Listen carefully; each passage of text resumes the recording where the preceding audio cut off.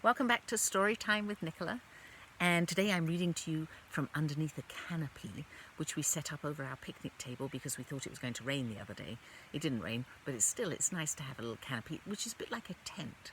I'm sure some of you must have spent time in a tent before, going camping with your family, or maybe just out in the backyard with a sibling, your brother or sister, or a friend. It's fun to be in tents in the summertime when the weather feels good, and it is getting to summertime.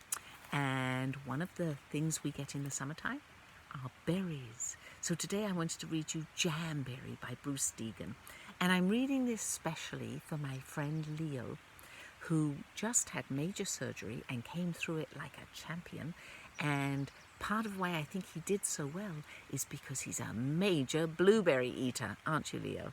And his little sister Liliana is the same way. They both love to eat blueberries. So Jamberry by Bruce Degen for Leo and Liliana.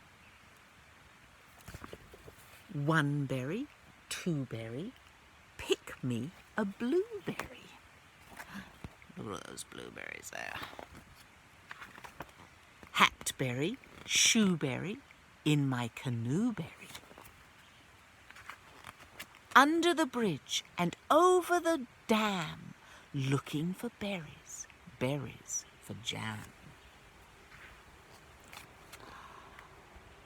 See all those berries there? There's lots of them. They're raining blueberries. 3 berry, 4 berry, hayberry, strawberry. Finger and paw berry, my berry, your berry. Strawberry ponies, strawberry lambs, dancing in meadows of strawberry jam. Quickberry, quackberry, pick me a blackberry. Trainberry, trackberry, clickety-clackberry. Look at all those berries. Rumble and ramble in blackberry bramble. Billions of berries for blackberry jamble. Raspberry, jazzberry, razzmatazberry. Berry band, merry band, jamming in berryland. Raspberry rabbits, brassberry band, elephants skating on raspberry jam. Moonberry, starberry, cloudberry, sky. Boomberry, zoomberry, rockets shoot by. Mountains and fountains rain down on me, buried in berries. What a jamboree.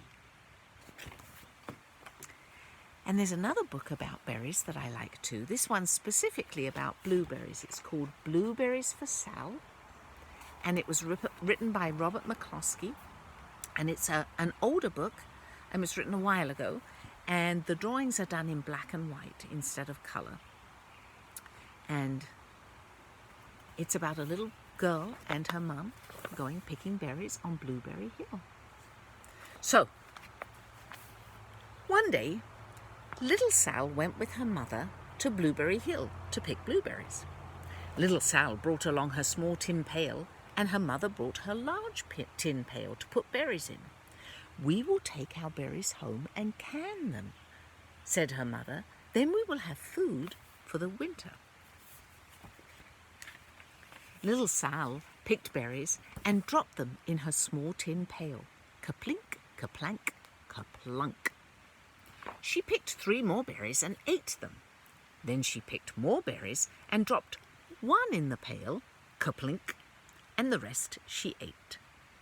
Then little Sal ate all 4 berries from her pail. How many did that leave in the pail? 0. Her mother walked slowly through the bushes, picking blueberries as she went and putting them in her pail. Little Sal struggled along behind, picking blueberries and eating every single one.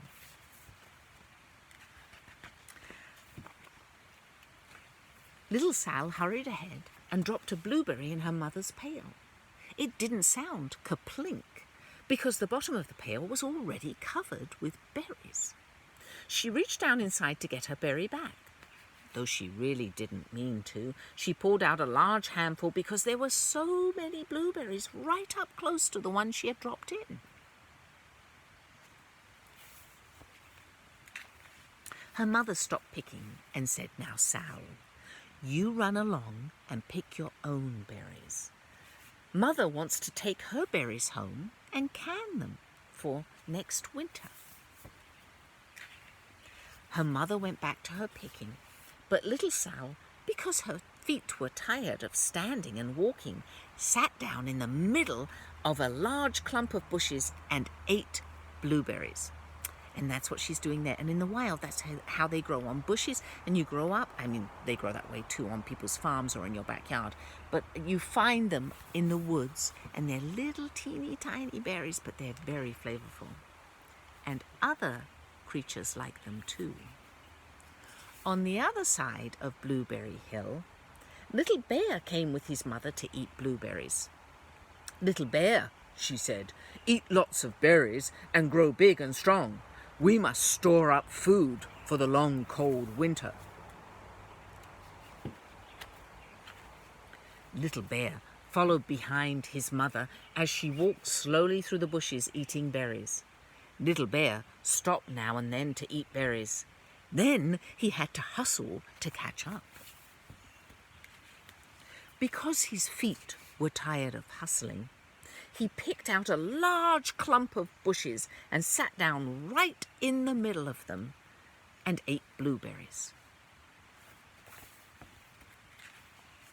Over on the other side of the hill, little Sal ate all of the berries she could reach from where she was sitting, and then she started out to find her mother.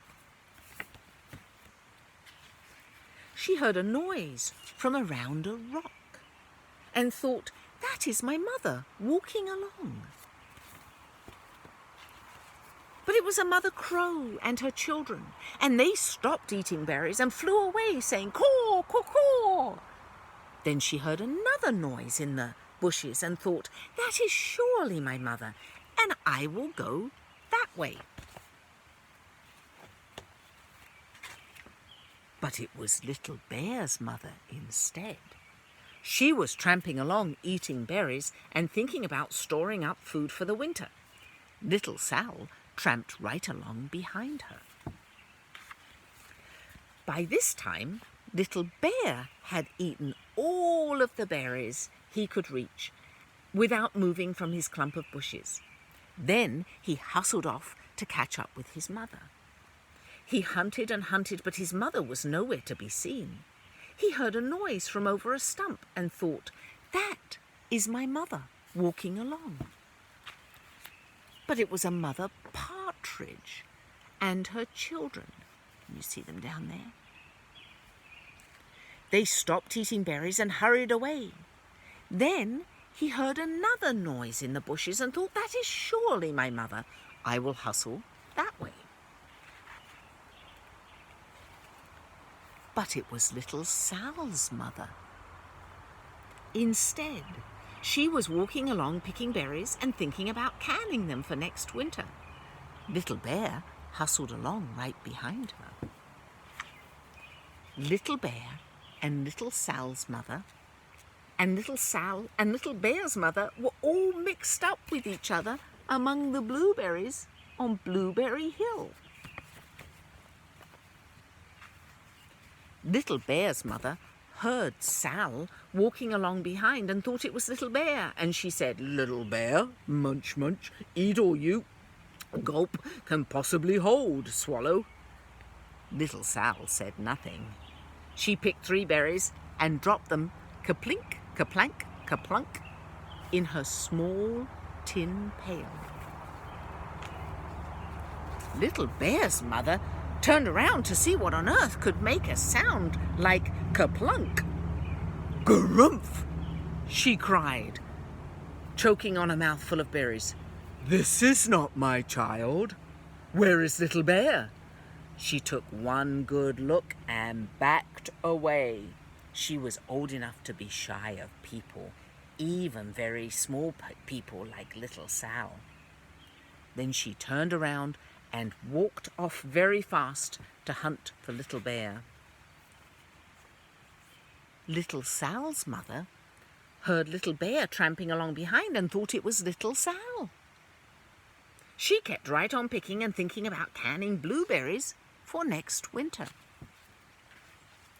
Little Bear padded up and peeked into her pail. Of course, he only wanted to taste a few of what was inside, but they were so many and they were so close together that he tasted a tremendous mouthful by mistake. "Now, Sal," said Little Sal's mother without turning around, "you run along and pick your own berries. Mother wants to can these for next winter."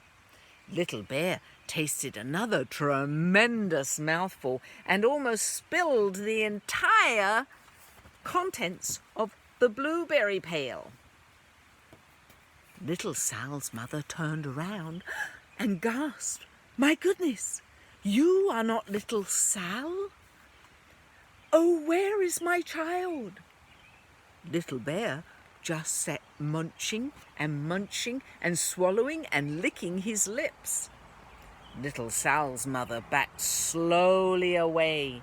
She was old enough to be shy of bears, even very small bears like Little Bear.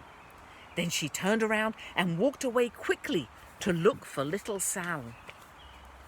She hadn't gone very far before she heard ka-plink, ka-plank, ka-plunk. She knew what made that kind of noise. Little Bear's mother had not hunted very long before she heard a hustling sound that stopped now and then to munch and swallow. She knew what made that kind of sound. Little Bear and his mother went home down one side of Blueberry Hill, eating blueberries all the way and full of food stored up for next winter.